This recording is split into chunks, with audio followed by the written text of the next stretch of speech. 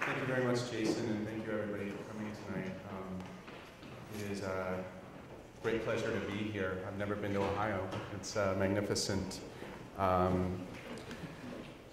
So this first image I chose, it's by an artist named Mark Bradford, who's an LA artist. Recently had a retrospective, very young artist, retrospective at SF MoMA. And it speaks to kind of an interest I have in the role of the individual in design, the kind of traditional role of the heroic architect or landscape architect or the single person, the Dan Kiley or the Rem Koolhaas or et cetera. And then potentials eventually, which I might talk about how that might be shifting and changing right now to some degree, or how we might be able to take advantage of certain trajectories and currents in contemporary design practice. Speaking of perspectives, last night I took this with Karen Lewis's phone after dinner, which was fantastic, and it's my favorite perspective right now that you guys have here in Columbus. But it speaks, in a sense, to this issue of kind of representation and projection. Projection, certainly in terms of temporal sense, for me. A brief history. So I came to landscape architecture through ecology, initially field biology and microbiology, and studied pretty hard, and then transitioned into studio art and landscape architecture, because at the time, UC Davis, where I went, had a very strong program in restoration ecology, and Carrie Dawson and others. And then did my master's, 2004, I graduated from the GSD in landscape architecture again, so I liked it so much that I came back for seconds. At this point in practice, and usually a lot of kind of schools are in a sense polarized. Schools have either I'm speaking specifically about landscape architecture, but I might be speaking about art, I might be speaking about architecture schools. Kind of an emphasis on form or function, an emphasis on process and systems, an emphasis on design and form. And in a sense, what I've strived to do is to create a practice that might rest within the middle, or to some degree distribute itself along that continuum in different ways, that's motivated to address scale, so small. Scale, context, ambition, priorities, ecology, culture, politics, expression, etc. And then any project, in a sense, regardless of scale, kind of distributes itself along this continuum. And so students today, I feel, need to have broad foundations in the humanities, in sciences, but also in art and in expression, so that you can start to respond to these, to some of these new challenges. Another thing that I wanted to conclude with, and will in a sense be the focus of the discussion today, is this kind of threshold that we passed, incredible threshold. All of a sudden, after Downsview Park, to some degree, there was this thing called landscape urbanism that people started talking about.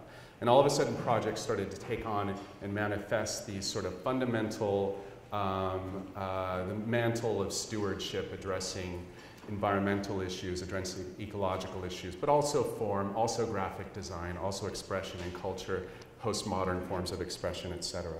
And started to launch into the 2D and certainly into the 4D. And so that we've benefited in a sense from that legacy for perhaps the last 12 years or so. I think it's an incredible kind of revolution that's occurred in terms of computation, in terms of the way we represent things, and completely reset the standards by which we measure success in projects.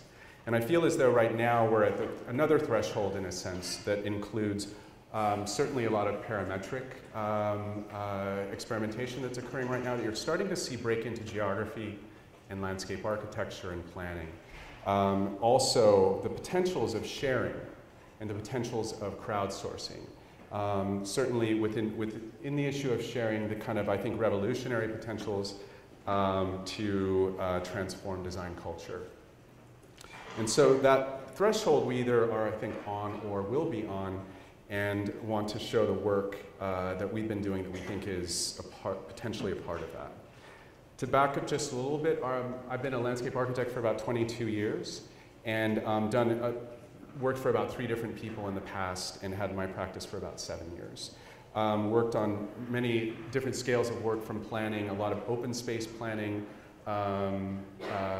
urban design and planning of San Bernardino, Vision 2020, the Los Angeles River. I worked on that for about 2 years, working on an open space master plan, Compton Creek, etc. So I had a very specific interest in urbanism and a very specific interest in urban watersheds, and especially blighted urbanized watersheds. We've done a fair amount of built work, which you're going to see barely any of today. But this is just to prove that we do actually build things. But also we do a lot of other weird efforts, like a lot of pro bono projects, designing t-shirts for the Bicycle Coalition in San Francisco and Los Angeles, and logos and signage for the Compton Creek, etc. And so again, a lot of things you won't see. We also do a lot of speculative work. When I moved to San Francisco about 5 years ago, my wife got a job as a curator, and very difficult job to get, and I knew absolutely nobody. So I had no choice but to do like 9 competitions in the first year, and then that slowly tapered off to maybe 1 or 2 a year. But topical competitions exploring different subjects every year. What I want to concentrate today on is work that we're doing right now in the studio. So it might not be the greatest, most magnificent thing, but it's really trying to look at almost like a special features. If this was a DVD, you'd have just pushed special features, and you'd be looking at all the bloopers, and you'd be looking at all the kind of more interesting comments and talks. So the work that we do is the product of a lot of collaboration within the office. And these are some of the people that you'll see, their names at least, credited on some of the projects as being part of the team. What's important to us, of course, are process and processes. Process with a lowercase p, in the sense of literally design, process, and making, but process and processes in terms of how things evolve through time and how they're connected to other things, etc. Urban metabolics, so on the smaller scale, neighborhood and site scale, the potentials of resource-based kind of reciprocity between architecture, landscape, and larger systems. Resources specifically, I feel we need to be really addressing issues of resource scarcity. That's, I think, going to be the next most important thing, how we deal with water, where we get it, how we reuse it, how we deal with waste and lack of petrol, etc. Aesthetics and computation. So one of the things that I've always tried to do, just having been a massive video game fan my entire life, is incorporate kind of work within the digital realm. Again, within the last 5 years now, you can go into Costco and you can purchase a computer that'll allow you to do really incredible computation. You can run GIS on a $500 computer. You can run Grasshopper, Rhino, etc., which probably everybody knows. Aesthetics and computation, but not so much within the context of what Andrew Zago calls the broccoli orthodoxy, this kind of complexity or intricacy or seeking the next partition, of which we see a ubiquitous production. I don't know, I can imagine, I can't wait to see this landfill full of partitions that's going to happen, that's going to be like a mile high. It's going to be the most beautiful thing in the world. Right now what we're experimenting with, and we'll talk about kind of the succession of this, if you want to call it experimentation, is just simplicity, how to make things in real space and automate things in a sense using different forms of design process and computation. A lot of this began, this is an image from a competition that we came in second at SciArc, New Infrastructures. And it was basically a zoom into a city scale, and it's a lot of patterning that was overlaid. So using Maya, for example, and GIS, et cetera, to simply create patterns. It's really almost completely meaningless. But something that is representing different textures and urban textures and allowing a more rich kind of reading of space. Then to the 3D, working through using Grasshopper, Maya, et cetera, to populate and create kind of real drawings. So how you can address 2 miles of Los Angeles freeway to apply a hexagrid to it, then apply stairs to the hexagrid. Things that are really quite simple and not as heroic, but what was exciting and a breakthrough in a sense is being able to create humongous models and not having to fake things in Photoshop. And so you're seeing, in a sense, images of that, whether it's patterns. So it's taking patterns, but then making patterns three-dimensional, making patterns eventually four-dimensional.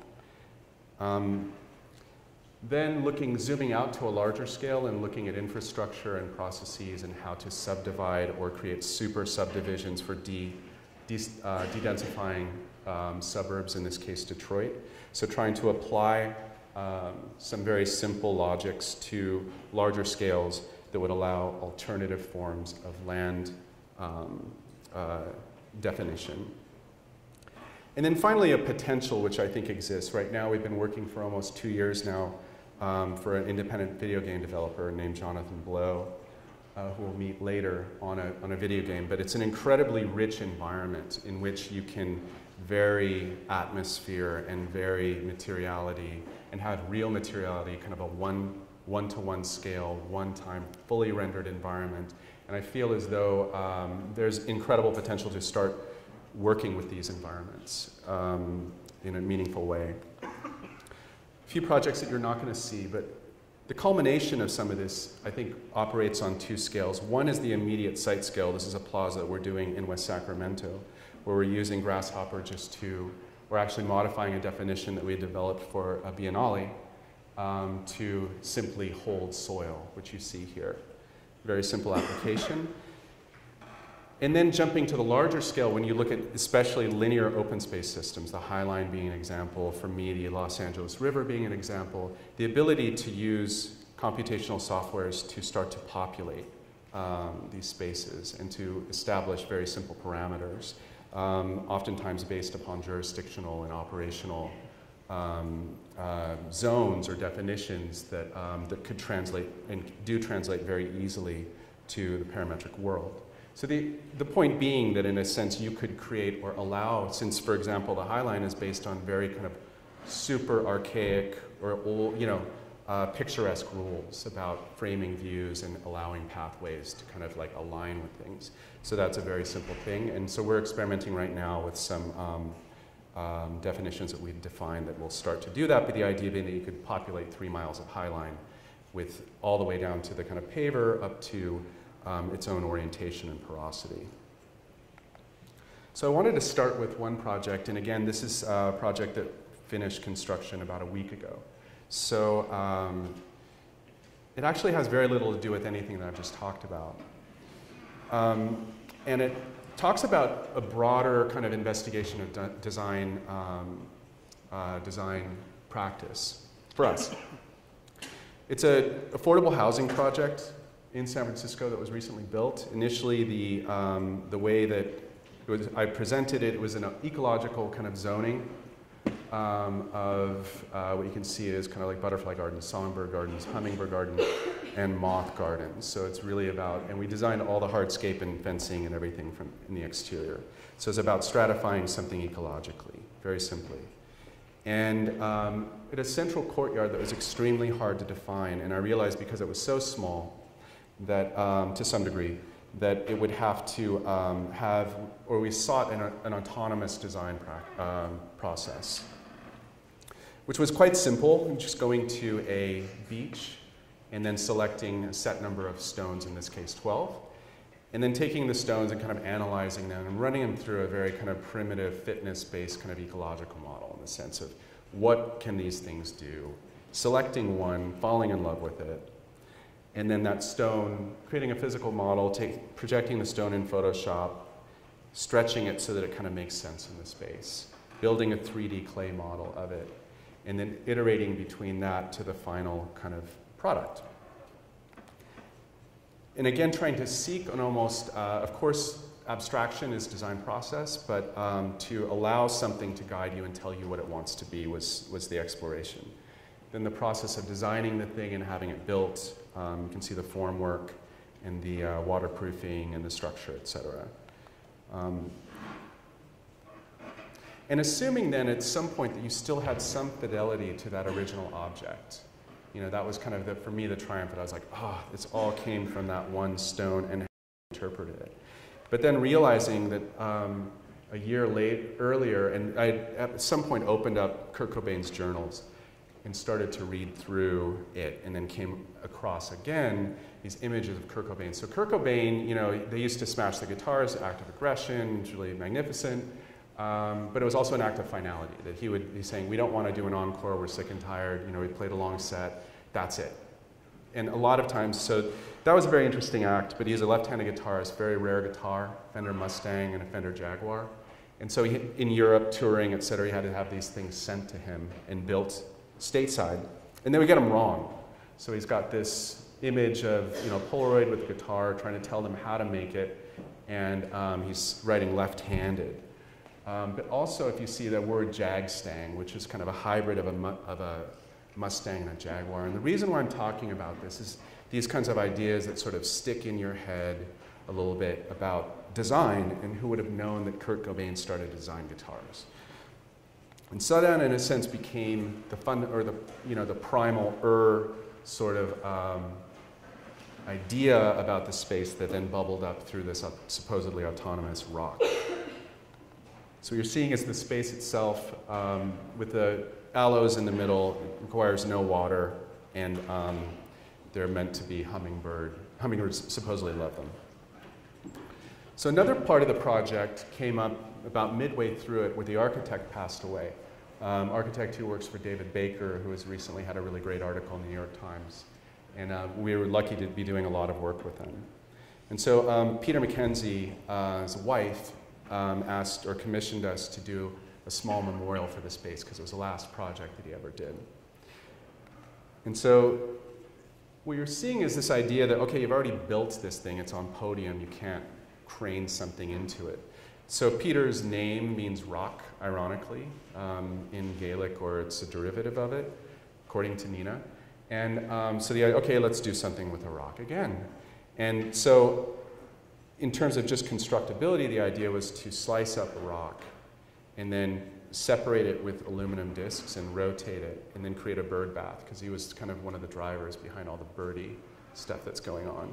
And then have that represented within the space. So it was a very simple idea. So went out, chose the rock, had it sliced, had the discs made, had the top ground, and then had it, these are actually, you can see the shims that are on top of it. It's not even installed at this point, but I think it went in yesterday. And so just for us, a very kind of like discreet and beautiful gesture for Peter that's architectonic, that represents him in a very subtle way. So moving kind of sideways in scale, I wanted to talk about two projects. One is totally incomplete. We actually haven't designed it yet, but what we've done is we've approached a new form of, let's say, expression within the space. And then we're commissioned to design a chair. So we'll talk about the species chair in Morse Plaza. So Morse Plaza, this is going to be a very brief one, is a part of a large, might be called Artist Lofts housing project in San Jose.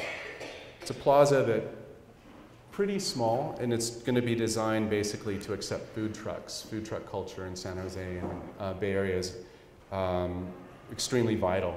So it has to be basically modular paving. It has to be pretty tough to be changed out, et cetera, et cetera.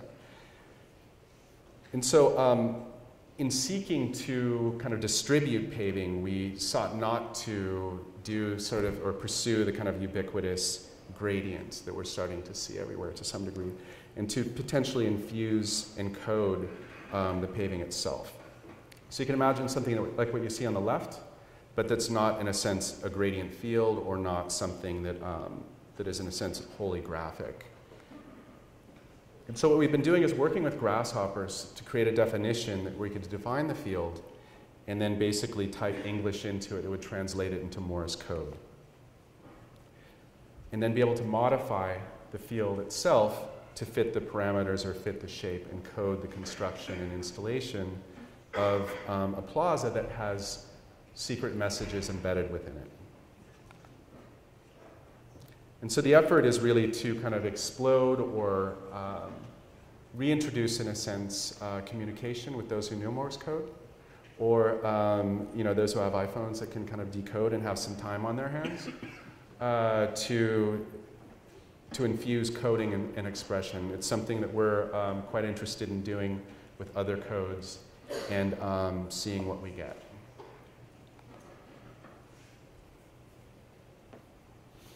So I'm moving a little bit fast because we're going to spend a little bit more time on one or two of the other projects. Species Chair is a commission for an exhibition that's going to happen in San Francisco, where about 14 different designers have been commissioned to do a chair.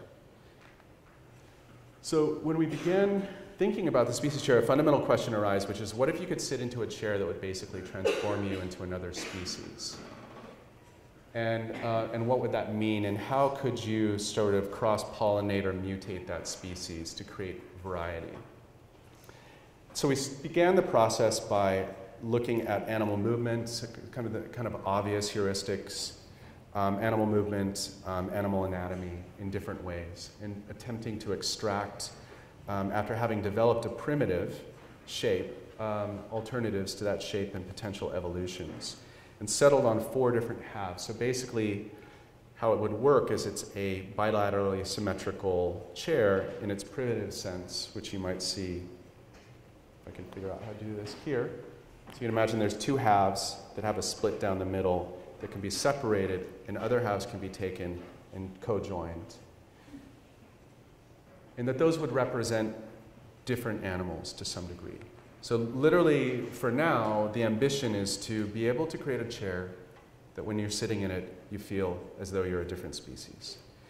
And so we've also been, and this is about, the research is about half done, but working with definitions in Grasshopper that will allow us to modify, having not been happy with the elevations that you see here, modify and crossbreed some of these to create variation. So right now, this is where the kind of field of options that we've created, and we want to create a lot more. The chair itself would be something that has kind of like black nylon netting, hundreds and hundreds of black zip ties. The idea being you get into it and your porcupine quills kind of like expand and nobody messes with you.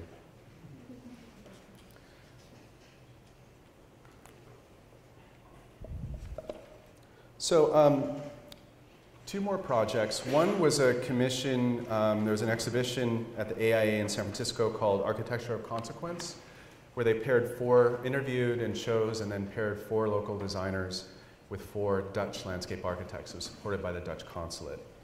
We were paired with Architect in 2012, who does a lot of their work in reuse and recycling and kind of understanding waste streams and resource streams within cities and within sites.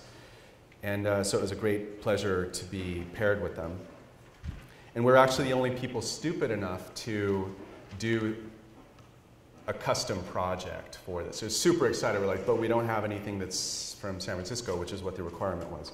So we ended up convincing them to give us a little bit of funding to develop our own idea. And so one of those ideas was the Beta Bridge. Beta Bridge is meant to be kind of a radical modification of the existing Bay Bridge. Does everybody know? Can you raise your hand if you don't know what the Bay Bridge is? Just, okay, you're not. Raise your hand if you can't raise your hand. So the Bay Bridge it was a kind of technological marvel. At one time, it was one of the longest truss bridges ever in the world. It might still be. And if you look at Johnny Depp's film career, it perfectly mirrors the kind of evolution or de-evolution of the Bay Bridge. The bottom line is the Bay Bridge is going to be demolished. It's already sold to a Chinese salvage company. It's going to go to China and then come back to us in the form of something. But in any case, Johnny Depp, young guy, 21 Jump Street, was kind of like a macho dude, had a gun, was shiny and clean, his hair was really nice. And there was, San Francisco Bay Bridge was full of hope. And then the Loma Prieta earthquake happened, and one of the decks collapsed, and it kind of sealed its fate politically. It was determined that it should be replaced, and it was a bit of a controversial determination because they felt that it could they basically deflated the cost of the new bridge, which they thought was going to be like $2.4 billion. It's now at 6.8, and they're not sure. And they inflated the cost of retrofitting the existing bridge. And so if you talk to a lot of structural engineers, including Bureau Happold, who helped us with this project, they'll tell you that it's controversial. So Dead Man is the best representation of that. So we're asking ourselves, how can you kind of transform Dead Man into Jack Sparrow, you know, this extremely dynamic, extremely performative, extremely ornamental, magnificent kind of human being, who is a pirate as well. Pirates and stealing are an important part of the story. So that was our ambition, was this idea that this could then become another infrastructural marvel that could have a new life of its own. There have been proposals previously as part of previous competitions that we researched, which were really real estate based and very much architecture based, in the sense that, well, you know, 28,000 units and you can pay for its thing, and we're going to create a connection on the top called the High Line or the Bay Line, and on the bottom we're going to like populate it and hang somehow structurally units from it at best views in the world, which to me it sounds like a good idea, but it's not connecting anything, so it really couldn't be a High Line. And then where's the money to really do those units? And there's a lot of questions. And so what we tried to do is something that was had absolutely no public value whatsoever. So it's an extremely Republican project. An idea that you could then, Caltrans, currently in charge of the bridge, could maybe form a small subsidiary called Caltranscendental. And so what their purpose is to generate a ton of money, a ton of energy, collect everything they need, create this kind of reciprocal metabolic bridge, and be able to invest that money in other bridges elsewhere, or invest that in public space, or roads, or less roads, in bike lanes, et cetera. So that was kind of the argument. So our ambition was to pack the bridge with as much infrastructure as possible, energy generation infrastructure, solar panels, solar arrays, deployable wind arrays, which are a real technology, algae, of course, heat sinks, etc. And basically to combine two different industries. So there's an upper deck and a lower deck. The lower deck would be data farms and data servers. So it's agriculture. Data farms is an incredible place to cool data farms. They require 1 watt for every watt they use. I forget what I think it was, for every watt they use, they need a watt to cool. So they're extremely energy intensive, and that's why you're starting to see them in Iceland and other quite cool environments. So a data server would be on the bottom, and then medicinal marijuana farms would be on the top. And so that these two industries would share resources back and forth in terms of capturing and reusing water, using wastewater for cooling, liquid cooling of data farms, data servers, et cetera. So we started to be a little bit maniacal about quantifying what this might be. We saw it as a project where we could actually literally be anal retentive about exactly what the inputs and outputs are. So in terms of water captured through different technologies on a good year, rainwater, fog netting, solar energy, deployable kind of wind arrays, which you can see up here on the left, bird safe, marijuana, how much money can we make, how much water does it require, data farms, how much revenue can it generate, algae, which can barely do anything, but it's always exciting to see in architecture and landscape architecture projects. And then sectionally tried to figure out its operations and maintenance. So in the upper deck, you'd see these areas where we're experimenting with different forms. And it wasn't so much marijuana that we were interested in, it's simply that is the crop that you can make the most money off right now. If it was truffles, that would be fantastic. And so you see areas up above that are hosting space with really nice art for people that are coming to buy large quantities of premium bud. Areas of experimentation developing new strains, production, distribution, routing of water, routing of different heights, and shipping and receiving. Shared infrastructure between the two industries. And then the data servers below, dark, dank, primordial, dystopian, and wonderful. And so what you're seeing here are the algal, completely useless but cool algal tubing and heat sink wires that are coming down to kind of help to passively cool the data servers. So I'm sorry to say that this is not a real project, but who knows? So to look a little bit more deeply into some of the process, what was exciting about this was to be able to use parametric software, for us not to necessarily create something that was super complex or based on any kind of genetic algorithm, but to simply do hard work. And the hard work that we needed done was just understanding porosity, being able to quickly toggle and create different porosities for solar panels. Obviously, this being the south side, you would need to expose some of the different, or have it basically a gradient of porosity to allow natural light in for greenhouses and supplement the energy taken.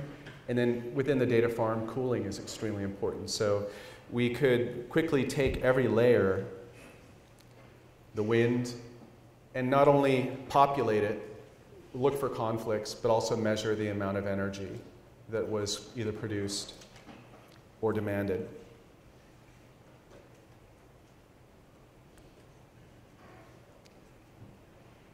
And so doing this for populating the data servers and the densities, being able to measure in real time the square footage and understand how many racks and how much data would then tell us, which is all about racks and data and square footage, how much money you would be able to make with the system. Looking at distribution, obviously, of these wind arrays, and then we're just seeing a few examples. Definition that helps us to toggle solar panels. This may not be mind-blowing to some degree, but for me it is pretty incredible to actually be able to say, oh, let's make the bridge. Let's actually make it and do it. And let's populate it with these things, and let's toggle it, and let's have it tell us how it's performing. And that, to me, is, in my practice, revolutionary, to be able to apply some of these and measure large-scale spaces. And so in conclusion for this, some of the numbers that came out of it, I think it would make $1.6 billion per year, and that's actually taking out everything. So it's quite a bit of profit. A lot of the imagery, so it's a huge exhibition, and there's a lot of detail that's lost. One is of Divine, you know Divine, the transvestite? She's one of the security guards, and she's shooting somebody who's coming to steal the marijuana in one of the pictures. The other is, this is contributed by one of the people on the team. It's an image of two sharks making love, which you never see. I mean, we only talk about sharks and how they're killing people and trying to eat you. You never think about romance relative to sharks. It's totally unfair. Everybody talks about birds. Nobody talks about sharks. So, second to last project. This is an image from last weekend at Acadia. Our work on this project was featured in the exhibition and then spent most of the weekend there listening to lectures and workshops. So this is a South Park. It's a small kind of park in San Francisco. It's the current state of the proposal. South Park is a really unique kind of typology within the city. It's been replicated elsewhere within Northern California. New developments are starting to kind of take on this model. It's basically a thickened median, about 85 feet wide and about 2.5 blocks long. And it was developed originally as a private community by an English developer. Came over and wanted to kind of import the English picturesque into a small park, which would different neighborhood would share. And it's the oldest park in San Francisco, which has quite a few parks. It was originally conceived of as this kind of meandering lane, this idea that you would have these meandering walks. It's an early image. And over time, it kind of degraded and really concentrated its program in one space, intersection of a lot of kind of conflicts arise, and has some other issues which we'll talk about. So you can see very quickly, this is a map of the existing park. Has this pretty straight path with benches, top lot, older kids, and then kind of a plaza that's neither fish nor fowl. It's really not something that is either grand or usable. So initially, the other issue with this site is its drainage. All the water kind of focuses to the center, and all of the lawn and areas die. And the other issue, so one of the things we wanted to do was to basically spread the park itself. These slides are backwards. But that's the existing park, so what you have is everything, again, concentrated in the middle, and all the water is going to the center. When we go back, so our proposal was to actually split and create two plazas at the end, and then a thickened kind of serpentine path that starts to meander through it, and also helping to route water through terracing to kind of bioswales in different zones that are around the perimeter. So it solves a few of the major problems. We'd initially done some work that was site analysis. It was pretty kind of straightforward in terms of looking at different times of day, how people use the site, and looking at trends, which is kind of essentially flawed to some degree, because you're really just taking one snapshot of any point in time. And you learn things like, well, people near the burrito restaurant tend to sit and eat burritos at 12 o'clock. You know, and it's not, nothing really that revelatory, but it helps at public meetings, because when you show an image like this, everybody's like, you know, super excited. They're like, oh my God, you really know the space. And the other thing, mapping, kind of conventional mapping about land use and ground floor, kind of mixed use, how it's expressing itself, what different types of uses are occurring, and where entries occur. And so what we wanted to do was take some of that initial analysis and start to figure out exactly how it might affect a simple kind of straight line that you might draw through the site. And so what we did was we created a definition that would start to weight from a 1 to 6 different attractor points that are around the perimeter. So you see those located at existing doorways, and you would assign, for example, a 6 to an intersection. You might assign a 3 to a restaurant. You might assign a 4 to an apartment building, and a 1 to a place where you know there's a very lonely person staying there. And so what we wanted then to do is create a magnetic system that would pull and attract that central line. So what you're seeing here are different overlaid versions of what that line would be. And then based on almost arbitrary forcing of the line to do something that makes sense in terms of circulation. And here you're seeing some of the forces that are starting to pull it. And then what we wanted to do was assign materiality to that. So we established a very simple system which had basically these tablets that are about 30 inches wide and have rounded edges and have permeable spacers between them that you could use orthogonal to the axis of the park to start to create an adaptive system of paving that can start to grow and shrink where you want space and where you don't want space. Also, it was a reference to the park shape itself, so it's literally taking that shape and then rotating it 90 and shrinking it and then stretching it. So we asked, could you, for example, then to that line assign a material or assign a geometry? And then could you, for example, take that shape and start to do what you do as a designer, which is to figure out where the constraints exist. There's a bunch of existing trees. Could we, for example, call an arborist and say, well, what offset do we need to have from this species and what offset do we need to have from that species? And so elms were 10 feet, sycamores were 5. And then that determined exclusion zones that are basically repelling that pathway or pushing it back. It's an image that's starting to show the definition on the right and then representation and variation that you see below. And then we said, okay, well, can we trim it?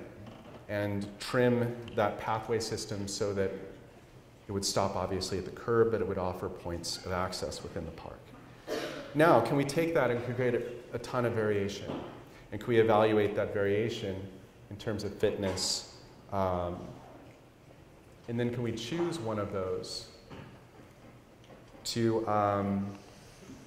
work off of as a design? A lot of this, again, this is a quick exercise where we're not necessarily putting in real demographic information. We're not necessarily polling every single house, and it's a little flawed in terms of the notion of attractors. But those attractors can be translated to many other things. And so then choosing one of those simple kind of permutations that we think solves some of the larger problems with the site, then overlaying onto that and with an analog process, kind of correcting it and really refining it on the site scale. So this is what you're seeing here, which is pretty standard and not surprising. This idea that kind of like summarizing something. The next step with Grasshopper is solving some of these gradient issues and solving some of the water issues. So this is here superimposing walls, and those walls are getting translated to something that can actually collect water and process water. Very quick summary of the design process.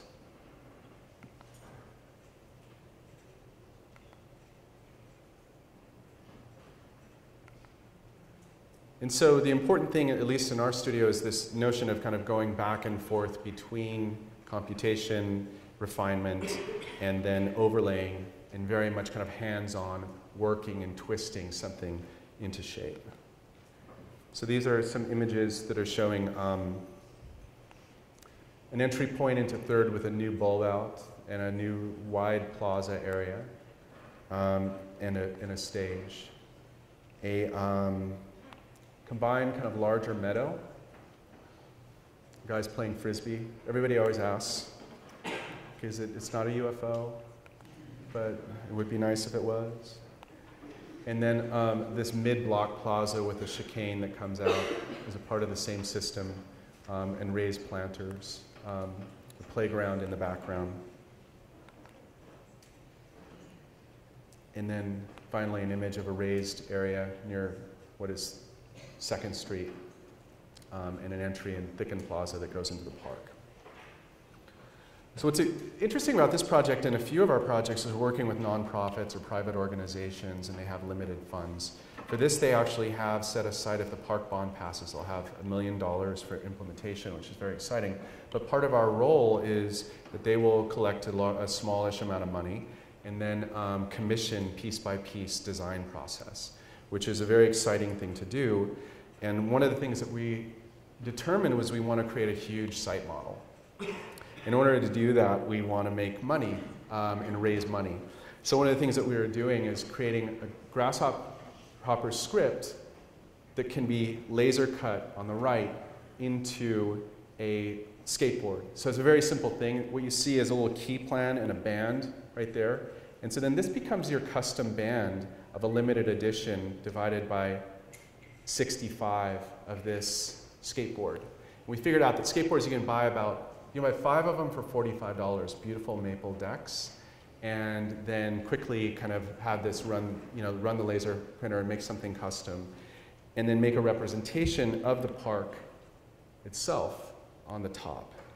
So the idea, and we're already working on this, is to create a Kickstarter campaign to raise $8,000 for a killer model by selling skateboards. And so it's a very exciting kind of newer, interesting thing that we're experimenting with in terms of funding projects that you love deeply.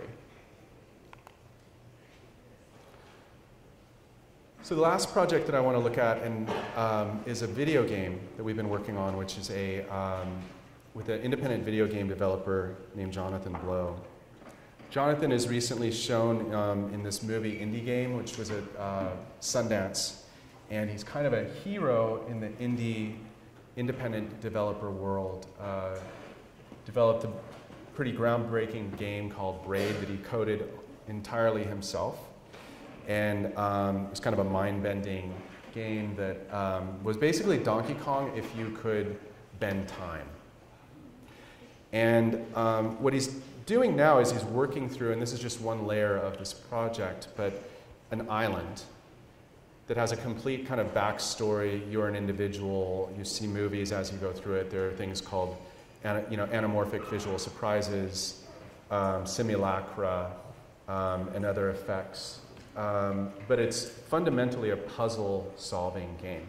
So there is a market out there for people who want to go to an island and solve puzzles for hours and hours and hours on end. And they're super complex, super mathematical puzzles that start to ramp up in complexity as you solve them. One of the interesting things as well is that the landscape itself starts to send secret messages in terms of what solutions are. So from certain positions, you might see the light glancing off of, or creating a glare that will create a shape that might tell you, if you're really, really clever, what this next puzzle is. It's not a linear process. You're free to go wherever you want to go. And I'll leave it at that. So when we originally came to the project, this was the island. It was kind of a it was a total mess, and had a lot of puzzles that had been created that had no backstory, had no culture, no ecology, geology, geography, no anything tying it together, and no reason for being. And so having done a lot of projective competitions in the past, where you have to sort of build up this temporal assumptions through intervals and through time, in the future, what we knew we had to do is kind of reverse that and create a whole backstory history through the same process.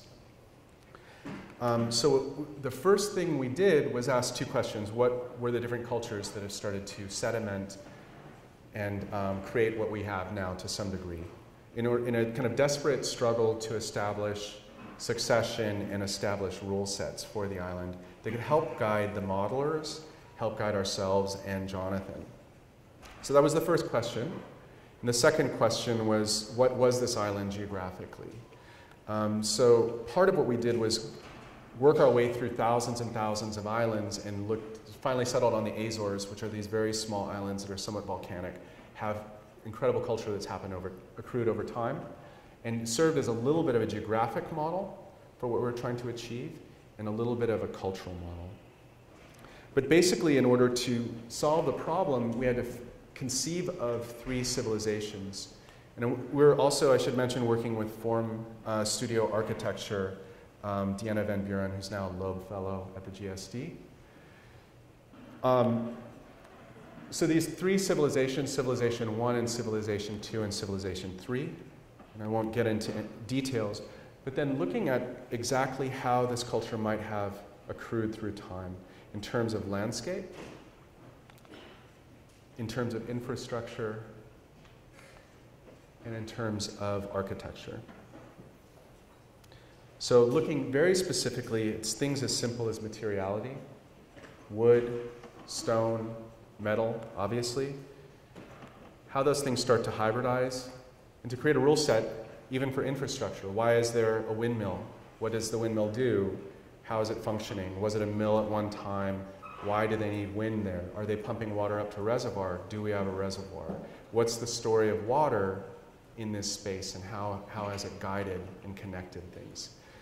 So it's a fantastic intellectual exercise, and it's something that you'll either be horrified to see or interested to see that we've been working on for 1.5 years with them. And the interesting thing about that is that they're just now getting to the landscape. So they've spent all this time with all this stuff that actually is top secret and we don't know about, and developing architecture. So there's also a story as well about other successions that have to do with you as the user, and that as an analog to the larger island, to the architecture, and the kind of evolution of the island relative to the individual, because the project is about kind of gameplay and perspectival experience, but also about this larger picture. So this is, what you'll see though is one slide of probably hundreds that led to that slide. And with this, again, I've had 2 people working on this full time for about a year and a half. And we have weekly meetings with them.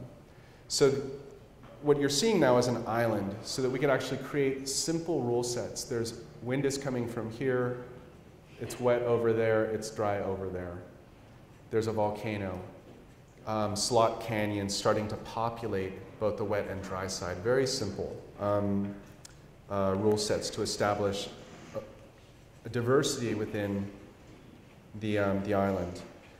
What I'm not showing to you as well are biomes, subdividing the island into different ecotypes and ecotones between those ecotypes, and starting to pack, even on a tiny scale, meaning within that, but also acting in a reciprocal relationship with the designer so that you can kind of adjust to the narrative and invent spaces and ecologies that start to fit with gameplay, which is really interesting. We'll see an example of that. But I think that what this is showing, and I believe it's the first time that independent game developers engage with an architecture and landscape architecture team and worked through a process like this. And I think, I'm not sure what it is yet, but there's incredible potential for this area of practice that's in a sense different from cinematic practice and different from special effects and set making, and much more kind of visceral and immediate. So again, the original island as we saw it, and then what you're seeing now is it's starting to be populated with different ecologies in different zones, different topographies. You'll see the peak right here. Couldn't convince anybody to use basalt because they thought that other people would perceive it as bad modeling. Do you see what I'm saying? So it's like simple polygons. You can't use a beautiful material like basalt that should be in the cinder cone of an eroded volcano, because they were worried that other people will perceive them as being lazy modelers. So that took 9 months to convince them to do a basalt column. It's been a very interesting process of collaboration. They also, what's interesting about these guys is they have the funding to create their own software. And so I wish that I had the permission actually to show you what it's like to move through the environment. It's a completely kinetic environment with variable phenomenology, with clouds that are appearing and disappearing. It's actually very painterly and low resolution in terms of polygons. And it moves, and there's variable movement that occurs throughout it. It's a completely constructed environment, but it's as close as I've ever been to being in an environment that feels alive in the world. So this is a look at some of their kind of gameplay. This is another look at some very interesting constraints. The entire island is interlocked with view sheds and hidden kind of boundaries and jurisdictions that you need to honor. You can't break the view shed between the point of origin, which you see here, and the tower, which is over here. Because there's a relationship between birth and death that occurs. It's a part of that narrative and carries through to the island. And then there's also physical jurisdictions. You can't walk in the water. Those are walls that are there placed for you to kind of like have resistance or bump into. And so that's a whole world of invisible and physical that, that is extremely interesting to start to negotiate in terms of control of movement and perception. This is meant to be underground things. So there's in addition to what you're seeing here, there's a whole world underground. So it's basically like Lost, the television show. What this is, it's an image that we see when we're working on the game. We do a ton of work, 3D modeling in Rhino and Maya, and then we bring that into their engine, which you see here, and then start to work and refine it. So the process is online, real time, where we have a dedicated computer And then we're developing these models, which you see here. And this is of the Monastry, which we'll see later. And we give them 3 options. And then what they then do is they'll choose one and commit it into the game. And then we'll have a meeting and discuss what has been done. Also, on the site scale process, this issue of representing history becomes very interesting, because when you're being asked to design for something that is completely constraintless and completely new, it's almost impossible. So what we needed to do is to reverse engineer that history so that we could create a rule set to position design that is temporal. And an example of that is we were asked to design the origin house, which you see here when we had it, and this was actually after we had told them that it had a defensive function and added this rampart. But it was really kind of like a dwell modernist with Barcelona chairs placeholder that didn't make any sense. So we said, okay, well, and this is just one example of the same process that we go through for almost every zone in the area. We said, okay, well, this is a really horrible drawing, I know, but it's done very quickly. And we said, okay, well, was there, for example, a Civilization II cathedral? Was there some kind of defensive position? Was there a small castle kind of thing? And so the defensive solution of Civilization II is here. So basically the space is designed on the foundations and eroded walls of the old building, and that gave us a structure. So literally studying what that floor plate footprint would have been. But then saying, okay, well, we agree, though, that, thinking about like Paul Virilio, that this bunker defensive strategy might still have to exist. And then all the time overlaying with diagrams and trying to understand how gameplay works through the space, what you have to solve in order to get out of the space. And these are very early.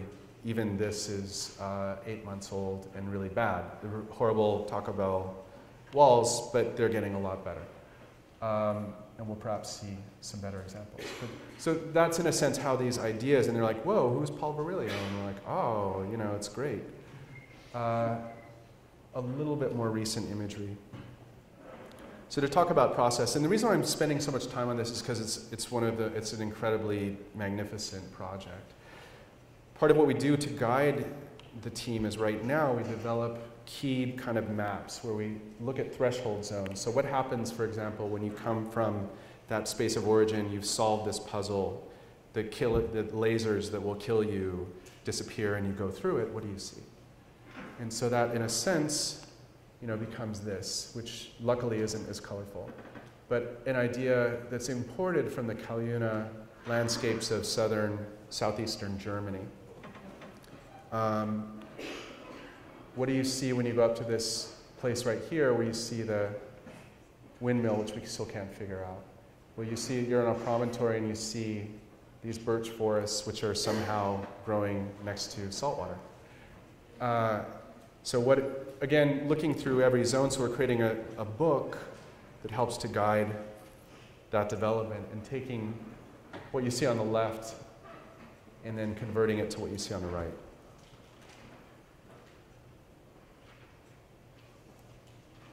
So, almost done. The process is a really interesting one where we will, in weekly meetings, here you're seeing Nico and Beth in the background, both working with the modelers directly to kind of guide what the aesthetic is, the development of vegetation, the importation of models to make sense, kind of real hands-on. Here you see Jonathan, and what they're doing is they've incorporated the monastery. The monastery, actually, it's an amazing process because what you can do is you can literally go to a botanic garden or you can go to a space and fall in love with it and then take a photograph of it and they say, guys, we've got to put this in here. The monastery itself came from a competition that we won at SciArc also, again,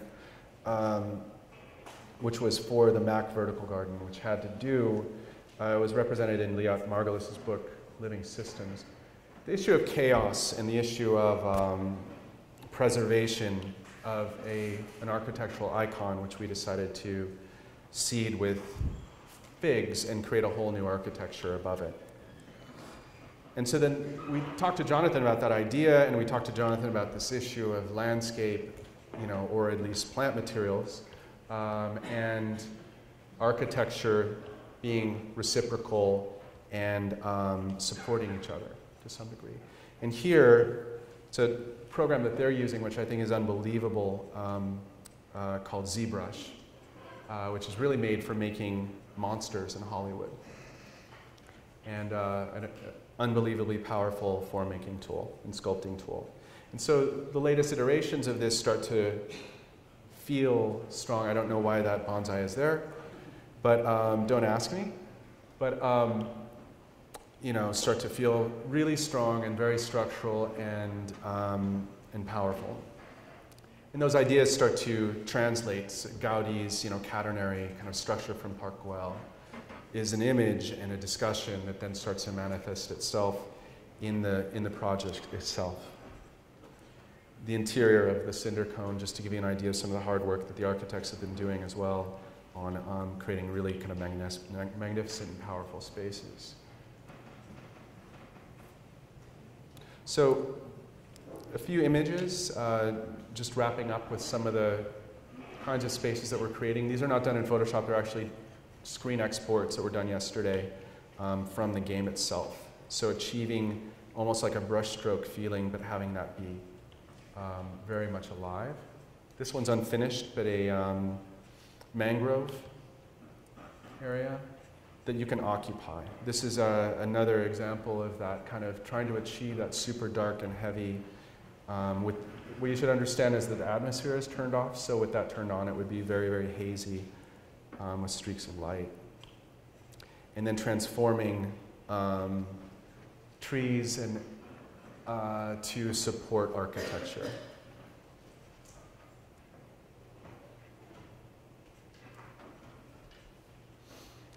So I think that's about it. Let me just make some form of conclusion because I'm quite a bit over. I'd like to talk briefly about this issue of kind of crowdsourcing and encourage people to consider this an idea.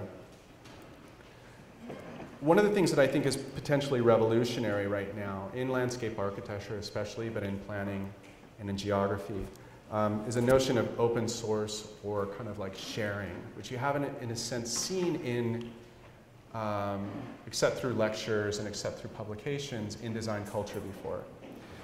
You can see it in this project out of UVA that basically tries to translate grasshopper definitions to field conditions to create responsive geometries that can then be used and applied. So the idea that's interesting right now is that people are doing a lot of work with Grasshopper, but what they're doing is they're getting definitions from other people, they're doing Grasshopper 3D, and they're sharing stuff and they're modifying things. And things are starting to, almost in a neural network sense, or in a collective sense, start to gain fitness, are chosen, and are starting to evolve and become intelligent in their own sense. And so I'm excited about the potential that this is a collective intelligence that hasn't existed in landscape architecture and architecture practice before. Not to make the discrete object that has massive digital formal qualities or discrete object that has incredible intricacy, but more to collectively solve problems on different scales. And so that's in a sense why I would like to not conclude with the individual crow, but see if I can find the starlings again. And I think that's all. Thank you.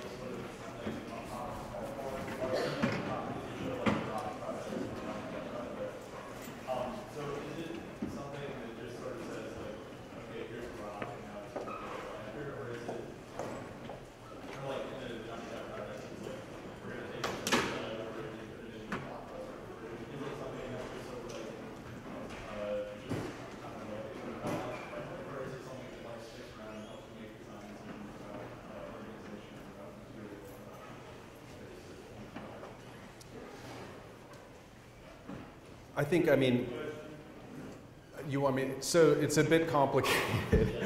So I think the question was whether that was a discrete design process. I think it's just trying to find, for me, alternative forms of design decision making, and also to exhibit freedom. I grew up, in a sense, in a really modernist tradition, and all of the people that I worked for were modernists. We had gone to UCLA and studied architecture, and it was all about, everything was orthogonal, everything was modern, everything was extruded, and you were seeking some rules about the golden mean, or who knows what, that really don't exist. And so, and of course it's not autonomous ever. There are design decisions that are made simply in selecting that thing. That's an act of design in itself. And so I think, maybe it's not accurate to say that, but I think seeking some kind of translation or autonomy is an interesting possibility. Does that answer your question? Okay, good. I'm excited to see how your studio is using Basalt and the iterative process. I think I was reading the pieces on that last year. It was exciting to see how that's really coming in. You talked about the integration of GIS, Maya, and Grasshopper. I'm curious how your studio does that. Is it primarily everyone is using these multiple tools, or do you have a group that's primarily processing GIS and another that's really using the Maya Grasshopper connections? How do you process and organize that outcome? Well, if I said that, I lied. Or I misspoke, because we are not, there's potential, and I'll talk about that very briefly, but we don't have any commissions right now that require that scale or that amount of data. And, but the people to look at right now are Benjamin Golder, who was in Barcelona recently. I think he's coming back to the United States. And his work, some of his work is here, and you can see that this is what I'm talking about, I think, in terms of an incredible kind of vitality that's starting to emerge that's not about the discrete object as much as having these other potentials, where what he's doing is sharing definition that has to do with topography and the flow of water, which is quite simple. Or he's also sharing information about how to, I forget, kind of thermal mapping of the city. The key thing that's interesting about it, and I don't have this slide that I wanted to show, that he's starting to make these open platform things, so that he's starting to use Google Earth and SketchUp and start to combine ubiquitous software, universal software, and not something as esoteric as Maya, with things that people can use. And that, I think, has the potential to be something very interesting. So two things, where he is saying, he's posting an explanation of the definition and a link to the code here. So it's something he's edited and he's proud of and he's sharing. Other people are doing works in progress where they'll say, I really need to work on this for about 3 more weeks, but here you go. And it's just something that I've never seen before and that's very interesting. If you look at the work of Nicolas de Monchaux out of Berkeley, he and Ben Golder worked together on the local code project. And it starts to integrate GIS data and Grasshopper and make it spatial to some degree. It still has a ton of work, and it's a lot of like branding and less, actual doing at this point. But they're starting to make it an open source platform that's available on the website where you as a community can start to plug in information, and then it'll sort out what to do with interstitial spaces within the city. And so,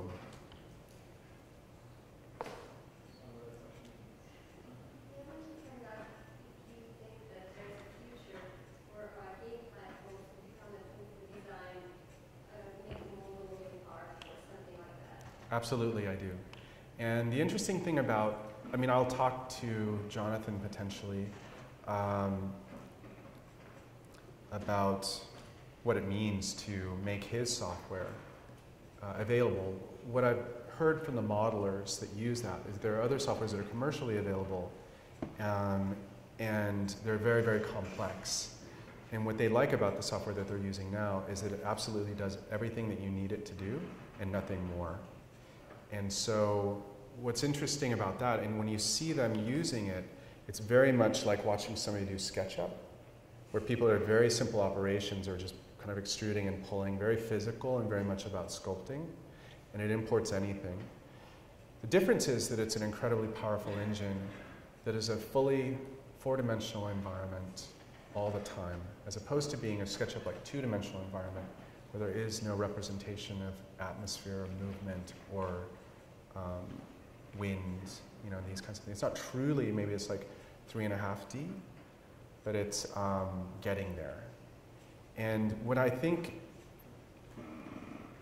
you know, the potential is that integrating that with other kind of genetic algorithm-based software that are generated for like movie production, where they're literally creating a field and it operates by the same exact, to some degree, rules and constraints as a growing and living thing.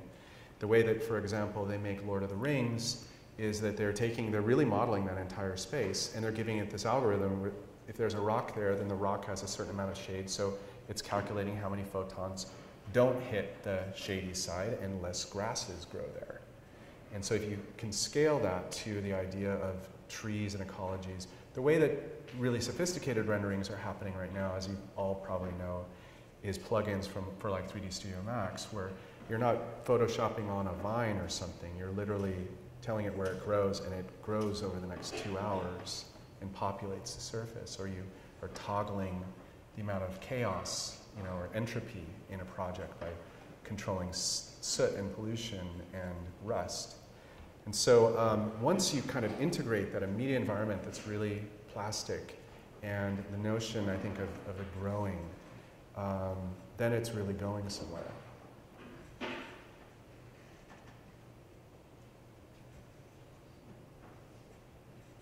Thank you, David.